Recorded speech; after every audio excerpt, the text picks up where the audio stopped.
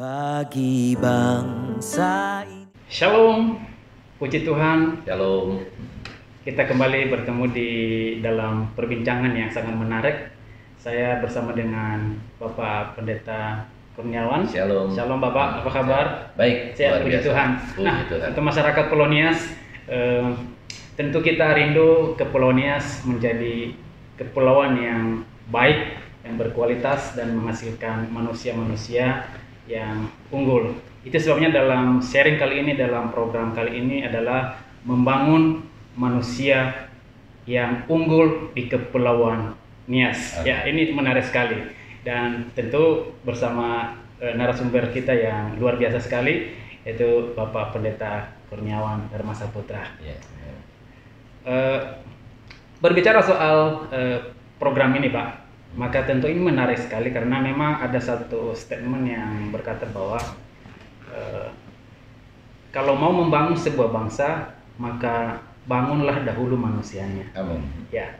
Betul. Namun sebelum kita masuk ke dalam pembicaraan ini, Pak, kita akan berdoa terlebih dahulu. Ya. Oke. Shalom, Bapak Ibu Saudara. Sebelum kita masuk dalam serial kedua ini, kita izinkan Julius untuk berdoa bagi kita semua. Baik, mari kita berdoa. Tuhan Yesus yang baik, Bapa di surga, kami sangat bersyukur pada saat ini kembali diizinkan oleh Tuhan untuk bisa membicarakan tentang kebaikan Tuhan dan kerinduan kami untuk satu kepulauan yang ada di Sumatera, Pulau Nias, Tuhan. Kami rindu untuk pekerjaan Tuhan dikerjakan di sana dalam membangun manusia yang unggul untuk kemuliaan Tuhan, untuk orang-orang di Nias, untuk anak-anak muda di sana, sehingga melalui program-program yang ada yang Tuhan Engkau pakai hambamu, yaitu Bapak Pendeta Kurniawan, Tuhan telah memberikan visi dan misi di hatinya, sehingga dalam acara ini kami membicarakannya, dan untuk itu Tuhan kuasailah hati kami, biarlah kami boleh melaksanakannya dengan baik. Dalam nama Yesus kami berdoa. Haleluya. Amin. Ya. Menarik sekali Bapak, karena kita akan membicarakan satu topik yang menarik. Betul. Itu tentang manusia yang unggul. Boleh minta sedikit apa ya Pak, pernyataan manusia unggul itu seperti apa Pak? Iya. Apa itu manusia unggul? Nah, jadi begini, manusia unggul adalah manusia yang berkualitas, yang bisa berkompetisi Baik.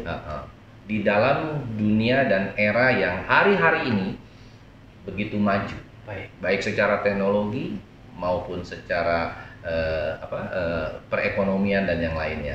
Nah, saya rindu yang dinamakan manusia unggul di sini adalah manusia yang unggul, yang bukan hanya unggul secara knowledge, secara kapasitas kemampuan, secara ilmu, tetapi manusia yang unggul secara kerohanian. Itu yang paling penting. Betul. Karena kalau dia unggul secara rohani, kerohaniannya dia mantap, kerohaniannya dia baik, dia jujur, dia bijaksana, maka saya yakin dan percaya hal berikutnya itu akan mengikuti, dan itulah yang menjadikan orang manusia unggul yang sukses di dalam masyarakat. Baik. Puji Tuhan. Kasihlah Tuhan Allahmu dengan segenap hatimu dan dengan segenap kekuatanmu untuk mengimplementasikan, untuk mengimplikasikan itu dalam kehidupan sehari-hari, maka dapat diwujudkan melalui kegiatan-kegiatan yang positif, kegiatan-kegiatan yang membangun. Betul. Dan untuk itu mari kita dengarkan bagian daripada proses kita mengasihi Tuhan Allah kita, dilihat dari bagaimana kita mengasihi sesama manusia. Oke. Mari kita buka kebenaran firman Tuhan, karena ini adalah kasih yang menyelamatkan kita. Nanti saya minta Julius untuk baca dari Matius pasal 22 ayat yang ke-37 sampai ke-39. Baik, saya akan baca firman Tuhan. Matius pasal 22 ayat 37 sampai 39. Demikian firman Tuhan. Jawab Yesus kepadanya, "Kasihilah Tuhan Allahmu dengan segenap hatimu, dan dengan segenap jiwamu, dan dengan segenap akal budimu. Itulah hukum yang terutama dan yang pertama. Dan hukum yang kedua yang sama dengan itu adalah kasihilah sesamamu manusia seperti dirimu sendiri." Amin. Amin. Nah, Bapak Ibu Saudara yang terkasih, khususnya ya jemaat atau masyarakat di Kepulauan Nias, ini adalah satu perintah Tuhan kepada seluruh umat manusia bahwa kita harus mengasihi Tuhan dengan segenap hati kita. Segenap loh, bukan hanya sepotong-sepotong. Dan segenap jiwamu dan segenap akal budimu. Jadi totalitas all out harus mengasihi Tuhan. Nah, itu baru bisa direfleksikan, baru bisa kita melihat implementasinya adalah ketika hukum yang pertama dan yang kedua ini menjadi satu korelasi hukum yang sangat-sangat kental dan tidak dapat dipisahkan. Dan hukum yang kedua yang sama adalah kasihilah manusia seperti dirimu sendiri. Nah, ini yang menjadi sulit. Kasihilah sesamamu manusia seperti dirimu sendiri. Saya yakin ini adalah perkara yang sangat sulit. Mungkin saya sendiri masih belajar untuk dapat melakukan hal ini. Kenapa? Sebab kalau kita mengasihi anak kita, kita sekolahkan anak kita dari SD sampai lulus kuliah, mungkin tidak berat. Tapi pernahkah saudara berpikir kita menyekolahkan anak orang lain? Ya kan? Kita akan bilang, janganlah anak orang lain kita sekolahkan. Mungkin sama, kita bisa sekolahkan di SD sampai lulus. Tapi jangan SD yang bagus dong. SD yang negeri aja lah yang kita bayarin asal-asalan. Itu saja sudah tidak sah. Ini karena harus sama. Yang sama dengan itu adalah kasihilah sesamamu manusia seperti dirimu sendiri. Bayangin, kalau kita istilah kasarnya gitu ya, kita bisa naik motor yang bagus, masakan kita tidak bisa memberikan motor tersebut juga kepada orang lain loh, bukan anak. Nah, ini saya rindu, saya punya satu kerinduan yang sangat dalam. Saya rindu untuk bisa mengasihi jemaat atau orang-orang di Pulau Nias, masyarakat di Pulau Nias. Untuk mereka juga bisa merengkuh, bisa meraih pendidikan secara kerohanian dan pendidikan secara sekuler. Sehingga mereka itu bisa unggul, bisa kompetitif, bisa menjadi manusia yang siap tanding dimanapun mereka berada. Seperti salah satu contoh Julius ini ya kan, yang sudah berhasil di Jakarta ya kan, dia tidak pulang-pulang kampung lagi, itu berarti dia sudah lumayan berhasil di Jakarta. Ya kan. Keberhasilan bukan hanya dilihat dari segi uang, tetapi keberhasilan dia bisa secara kerohanian dia bisa bertumbuh di Jakarta ya kan, dan dia bisa hidup di Jakarta. Itu sudah sesuatu hal yang luar biasa, dan tinggal kita mencoba nih ya kan, untuk kita di Pulau Nias seperti apa. Nah, menurut Kak Julius ini, apa sih sebenarnya yang sangat dibutuhkan di sana, fenomena apa yang terjadi dan mereka rindu untuk mendapatkan sesuatu seperti apa? Nah, mungkin bisa dijelaskan lebih terperinci gitu ya. Karena putranya Nias, putra Pulau Nias. Betul. Jadi Pak, selama dari kecil sampai SMA itu ada di sana, dan beberapa kali juga waktu luput di Jakarta sering balik kampung, pulang kampung. Satu hal yang saya lihat dari kondisi anak-anak muda atau keseluruhannya adalah orang Nias itu bagaimana membuka, mengelola pola pikir Pak. Ini dari segi pemikiran, membuka pola pikir, wawasan. Karena ada istilah kampungan atau apalah yang sejajar dengan itu. Yang saya maksud adalah walaupun tinggal di kampung bukan berarti kampungannya. Iya kan. Dan konsep berpikir yang perlu diubah sehingga program-program atau acara-acara event-event yang ada harusnya bisa merujuk kepada mengubah pola pikir ini Pak. Karena tanpa pola pikir ini diubah, maka apapun yang dikerjakan, entah program apapun yang ada di bawahnya itu akan menjadi berantakan Pak. Dimulai dari manusianya dulu Pak. Sehat akalnya, batinnya baik. Dan tadi Bapak singgung tentang kerohanian, itu setuju sekali. Karena memang di sana rata-rata Kristen, tetapi untuk ke gereja mungkin setahun sekali. Ada pas seperti begitu, pas Paskah datang ke gereja, pas Natal datang ke gereja. Dan ini sudah lahir di gereja. Dan itu kerinduan saya. Dan kalau dilihat dari segi kesempatan peluang untuk meningkatkan ekonomi, sebenarnya ada banyak di sana, ada pariwisatanya kalau dikembangkan. Pantainya itu kan kalau Bapak lewat dulu di sana itu pantainya luar bagus biasa. banget. Kalau ada bekerja sama dengan Pemda setempat itu bagus sekali, bisa dikelola dengan baik dan tentunya ini akan memberikan dampak yang baik sekali buat Pulau Nias ya Pak. Betul. Iya. Ya. Iya. Jadi itu ya yang sangat dibutuhkan. Nah, oleh karena itu menyambung hal seperti itu, saya melihat kalau memang pola pikir, berarti kan kita harus bagaimana caranya harus memberikan mereka edukasi Betul. atau pendidikan.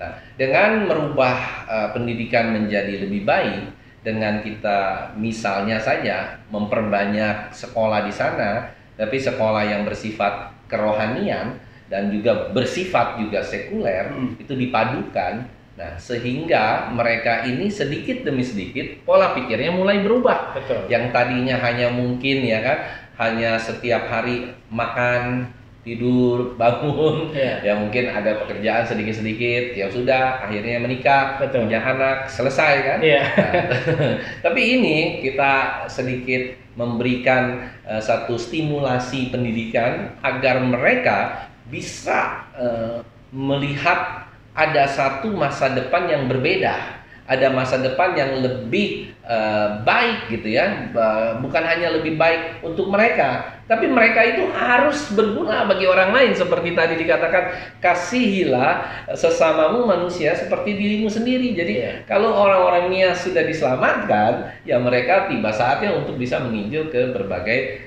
bangsa, ke negara ataupun daerah di Indonesia. Begitu banyak daerah. Oleh karena itu realitas program daripada yang kita sudah lakukan ini semenjak serial pertama dan kedua, saya rindu bisa membangun sebuah sekolah, bukan hanya sekolah ya, tetapi nanti ada banyak sekali, mungkin salah satunya bimbingan belajar, sekolah kerohanian, sekolah sekuler. Nah, kebetulan yang seperti dari serial pertama, kami diberikan satu tanah yang cukup baik gitu ya, di daerah Tuhen Barua, arah Telahewa. Nah, jadi ya cukup besar tanahnya beliau. Ada seorang pengusaha yang memang sudah tertarik untuk memberikan, dan itu juga putra Nias. Saya tidak sebut namanya, tetapi dia adalah putra Nias, sehingga kami merasa wah ini sungguh luar biasa, sungguh memang apa yang direncanakan Tuhan, seperti statement saya dan statement closing saya yang kemarin, pekerjaan Tuhan yang dikerjakan dengan caranya Tuhan akan dibiayai atau dibiayai oleh Tuhan sendiri. Amin. Saya yakin dan percaya itu akan terjadi, sekalipun saat ini belum ada kita uang sama sekali, belum ada dana, belum ada sumber daya manusianya. Tapi saya yakin dan percaya berjalan bersama dengan Tuhan kita lakukan perkara-perkara yang besar. Wah, menarik sekali itu. Saudara dikasih Tuhan, berjalan bersama Tuhan, melakukan perkara-perkara yang besar. Itulah programnya tadi. Nah, Bapak melihat potensi yang di Nias itu seperti apa, Pak? Apa yang bisa digali di sana, Pak? Potensi dari, kan tadi kita bahas membangun manusia yang unggul. Betul. Nah, kira-kira menurut pemantauan Bapak, potensi-potensi apa yang bisa dilaksanakan, Pak, dalam program ini? Nah, beberapa potensi penting yang kita bisa laksanakan di sana adalah, ya pertama potensi dari segi sumber daya manusia dan sumber daya alam, serta sumber daya hewan di sana. Nah, dari situ kita bisa mengelola. Jadi sekali kita buat sekolah, ada sekolah SMA, ya kan, kalau TK, SD, SMP mungkin sudah banyak, SMA yang khusus untuk mengarah ke teologia, nanti S1-nya juga teologia. Nah, nanti itu para mahasiswa dan para siswa bisa bekerja di sana, di peternakan babika, atau mungkin ada perkebunan jagung atau perkebunan yang lain-lain lagi yang mungkin nanti ada. Nah, disitulah kita meregenerasi teknologi, meregenerasi semuanya, sehingga orang-orang di sana tuh melihat, wah, kita ternyata ya potensi di kita nih bagus ya. Ada jagung, ada babi yang bisa dikembangkan, ada berbagai macam tumbuhan, bahkan manusianya sendiri berpotensi untuk dikembangkan. Kenapa? Karena saya udah lihat orang yang paling pertama adalah semangatnya. Kalau semangatnya itu udah nggak ada, itu berarti sudah tidak bisa dikembangkan. Orang yang sudah putus harapan, nggak ada semangat, itu nggak bisa dikembangkan. Tapi saya lihat setiap kali saya ke sana, ke Pulau Nias, dan kita beribadah baik di gereja maupun tidak di gereja, di lapangan terbuka, itu luar biasa, on fire mereka bisa Semangat itu sangat luar biasa. Dan itu bukan hanya terjadi di satu gereja, di beberapa Termasuk tempat anak-anak ya, Pak? sama, termasuk anak-anak. Bayangkan waktu saya KKR di tahun 2004 atau 2005, ya kan, hujan sementara turun di tanah lapang, tidak ada seorang pun yang bergeser. Tidak ada seorang pun yang pakai payung. Saudara bisa bayangkan, Bapak Ibu Saudara bisa bayangkan. Mereka bersemangat. Mereka bilang, dalam nama Yesus. Luar biasa. Disitulah saya melihat, dari hari itu saya sudah tahu Nias akan menghasilkan manusia-manusia unggul yang luar biasa secara rohani dan secara jasmani, secara sekuler. Baik. Begitu. Ya, puji Tuhan sekali bahwa memang ini sepaket manusianya dibentuk. Amin. Dan disediakan lahan bekerjanya, Betul. lahan berkaryanya, dan ini kerinduan kita. Mari kita dukung sama-sama program ini, kita doakan. Yuk masyarakat Pulau Nias, anak-anak Pulau Nias yang ada di Jakarta atau di tempat-tempat lain di luar, yuk kita berkumpul bersama. Kita bisa sama-sama mendoakan, atau di Jakarta juga kita bisa berkumpul suatu saat. Betul. di gereja Aberta. Dan untuk itu bagi komunitas, ya, kita bisa bikin komunitas kecil di gereja kami. Kita bisa beribadah, entah kita beribadah bersama di jam 10 atau kita bikin ibadah spesial lagi, tapi kita bersama-sama dengan fokus tujuan untuk membangun manusia unggul di Pulau Nias. Nah, nanti salah satunya yang akan jadi leader juga kita bersama-sama dengan Kak Julius ini untuk kita bisa mensukseskan ini. Bagaimana, kira-kira setuju? Setuju sekali Bapak. Puji Tuhan. Baik, dan kalau ingin bergabung dan join dalam program ini, dalam acara kali ini, dan kita ada nomor HP di bawah, bisa menghubungi Saudari Deborah di nomor HP 087847904884, atau langsung kontak dengan Bapak Pendeta Kurniawan di nomor 08777315000, atau melalui nomor WhatsApp saya, nomor telepon di nomor 081314444999. Puji Tuhan, dan kita sudah tiba di penghujung daripada sesi sharing kali ini, Bapak. Apa ada yang disampaikan untuk cukup sih. Closing statement saya adalah mari kita bersama-sama membangun manusia unggul di Pulau Nias dengan seluruh potensi dan kapasitas yang kita miliki bersama yang ada di Jakarta, seperti saya dan Kak Julius.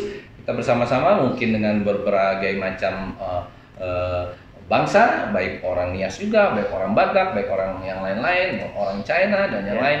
Kita berkumpul bersama-sama dengan satu tujuan, yaitu untuk memenangkan banyak jiwa bagi kemuliaan Tuhan. Dan statement saya masih tetap sama, jangan pernah takut kalau saudara tanya dananya dari mana, sumber dayanya bagaimana, bekerjanya seperti apa. Jangan pernah takut dan jangan pernah khawatir, karena pekerjaan Tuhan yang dikerjakan dengan caranya Tuhan akan dibiayai oleh Tuhan sendiri. Tuhan memberkati. Tuhan memberkati. Dan akhirnya biarlah dalam pertemuan berikut kita selalu diberi kesehatan oleh Tuhan. Kami ucapkan terima kasih. Shalom. Shalom, Tuhan memberkati. Tuhan memberkati. Yahobu. Tutup doa. Ya. Dan kita tadi sudah buka dengan doa, dan kita akhiri dengan doa. Ya, mari kita bersatu dalam doa.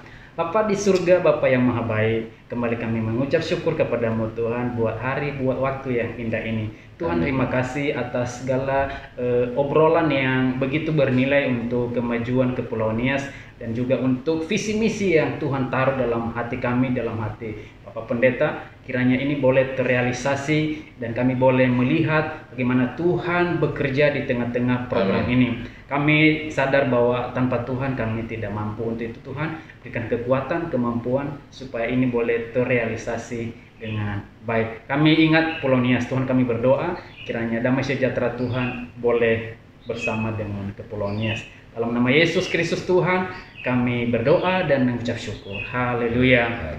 Amin. Shalom. Shalom. Terima kasih semua. Tuhan memberkati. Bagi bangsa ini